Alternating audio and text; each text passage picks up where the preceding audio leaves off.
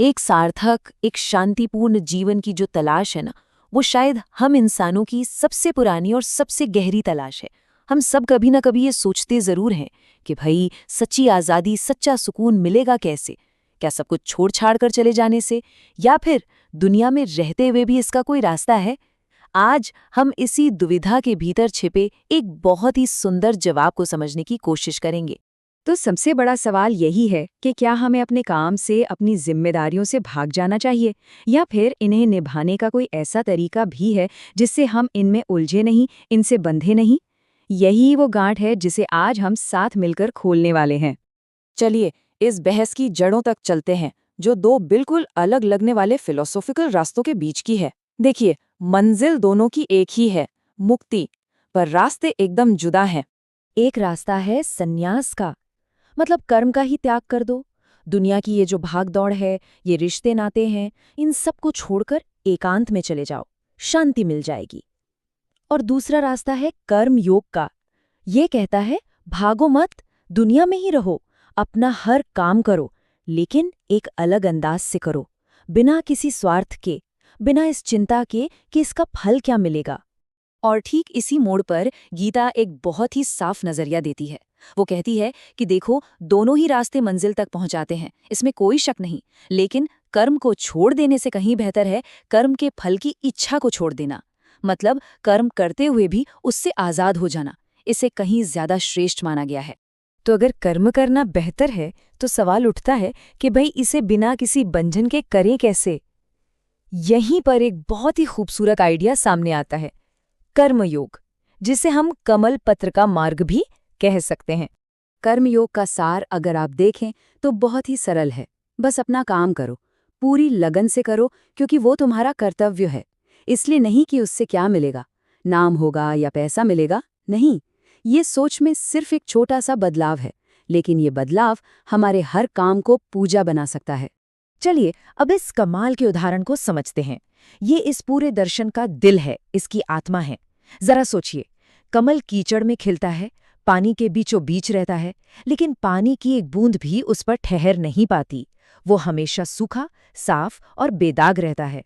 कर्मयोगी भी ठीक इसी तरह दुनिया में रहता है। वो हर काम करता है, पर दुनिया की उथल-पुथल, सफलता, असफलता, सुख-दुख, इनमें से किसी का भी असर उस पर नहीं होता।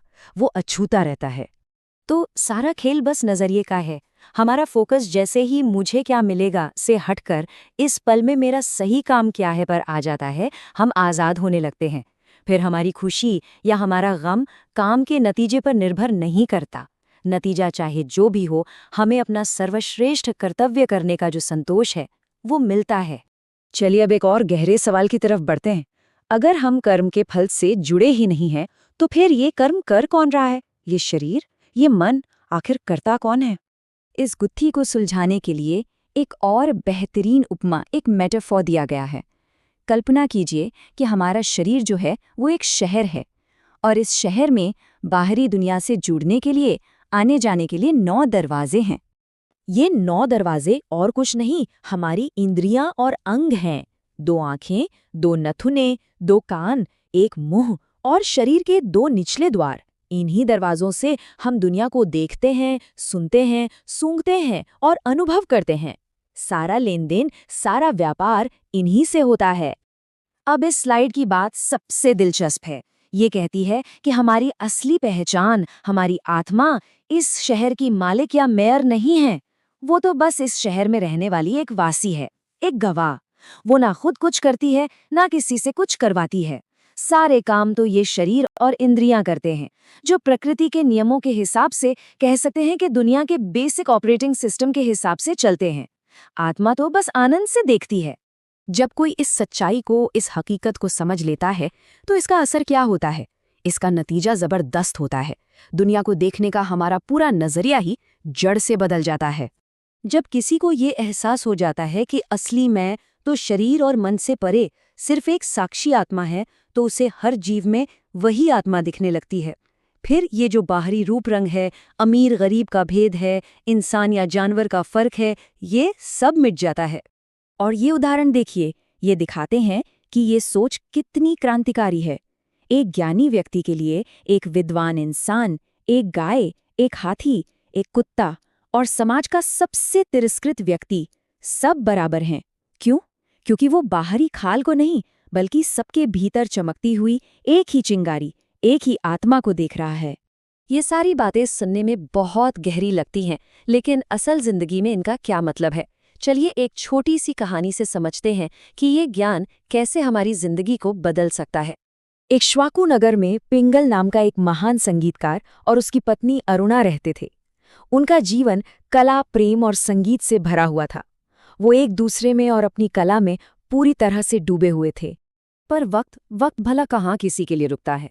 जैसे जैसे उम्र ढलने लगी, पिंगल अपनी और अरुणा की मिटती जवानी को देखकर बेचैन हो उठा। वो इस बदलाव को स्वीकार ही नहीं कर पा रहा था। उसका मन दुखी था, क्योंकि वो सुंदरता और जवानी जैसी अस्थायी चीजों से बहुत ज्यादा जुड़ गया था। तब अरुणा, जिसे इस दर्शन का ज्ञान था, उसने बड़े प्यार से पिंगल को याद दिलाया। उसने कहा, हम ये शरीर नहीं है जो बूढ़ा हो रहा है, हम तो वो आत्मा है जो इस बदलाव को बस देख रही है। शरीर तो एक पुराने कपड़े जैसा है, आत्मा तो हमेशा नई रहती है। इस ज्ञान ने जैसे पिंगल की आंखें खोल दी। दोनों ने मिलकर अनासक्ति का अभ्यास शुरू किया। उन्होंने अपने संगीत को, अपने जीवन को, अपने रिश्ते को एक कर्तव्य की तरह, ईश्वर की सेवा की तरह जीना शुरू कर दिया।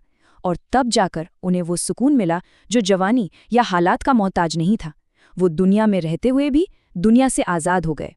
और ये कहानी हमें एक आखिरी और बहुत ज़रूरी सवाल के साथ छोड़ जाती है। अगर हम सच में ये मान लें कि हम सिर्फ देखने वाले हैं, करता नहीं, तो हमारे रोज़ के कामों का, हमारी चिंताओं का, हमारी सफलताओं का मतलब क्या रह जाता है? इस नज़रिए से हमारी ज़िंदगी में आखिर क्या बदल जाएगा? इस पर सोचना वाकई दिलचस्प होगा।